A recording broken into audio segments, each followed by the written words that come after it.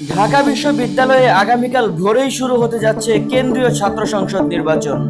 নির্বাচনকে ঘিরে চলছে শেষ মুহূর্তের প্রস্তুতি। ভোট গণনা সরাসরি দেখানোর জন্য ক্যাম্পাসে বসানো হয়েছে বড় এলইডি স্ক্রিন। শান্তিপূর্ণ পরিবেশ নিশ্চিত করতে মোতায়েন করা হয়েছে বিপুল সংখ্যক আইন শৃঙ্খলা রক্ষা বাহিনী।